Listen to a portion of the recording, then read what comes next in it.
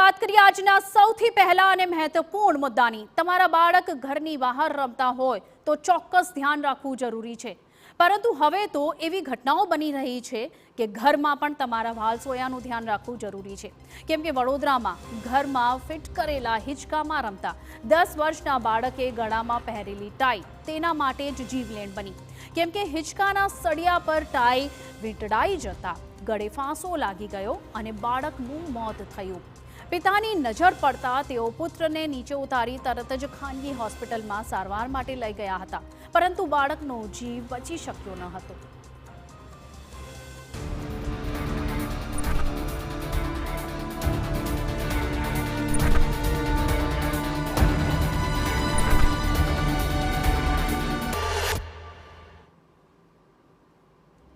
વડોદરાના લકરપીઠા રોડ ગનુ બકરીના ખાંચામાં રહેતા ધરમભાઈ પટેલ શાકભાજીનો વેપાર કરે છે। તેમનો 10 વર્ષનો દીકરો રચિત ધોરણ 5માં અભ્યાસ કરતો હતો। એક પ્રાઇવેટ ફંક્શનમાં તેઓ ગયા હતા। તેમના દીકરાએ ટાઈ પણ પહેરી હતી। રાતે ઘરે પરત આવ્યા પછી રચિત ઘરની બહાર ફિટ કરેલા હિંચકામાં રમતો હતો। થોડીવાર પછી તેના પિતા ઘરની બહાર જોવા નીકળ્યા ત્યારે તેમને પુત્રને ટાઈથી ફાંસો લાગી ગયો હતો તે જોયું। તેમણે તરત જ પુત્રને નીચે ઉતાર્યો હતો અને માંજરપુરની એક ખાનગી હોસ્પિટલમાં સારવાર માટે લઈ ગયા હતા। શહેરના નવાપુરા વિસ્તારમાં આવેલા લક્ષ્મી ફ્લેટની અંદર ત્રીજા માળે રહેતા બાળક સાથે એક અજીબ ઘટના બની। આજે બાળક જે પોતાના મલખમ માટેની જે પ્રેક્ટિસ કરી રહ્યો હતો તે દરમિયાન તેણે પહેરેલી ટાઈ હિંચકામાં અટવાઈ જતા બાળકનું મોત નીપજ્યું છે।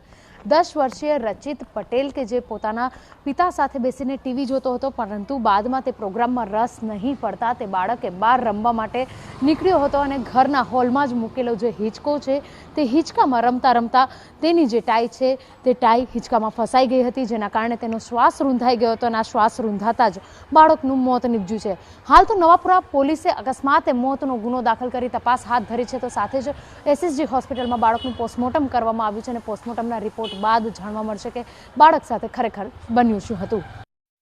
આપને જાણીને આશ્ચર્ય થશે કે 20 વર્ષની રાહ જોયા બાદ દંપતીના ઘરે સંતાનનો જન્મ થયો હતો। એકના એક દીકરાના મોતના પગલે માતા પિતા ભાંગી પડ્યા છે। કંઈ સમજી શકતા નથી કે આ શું થઈ ગયું।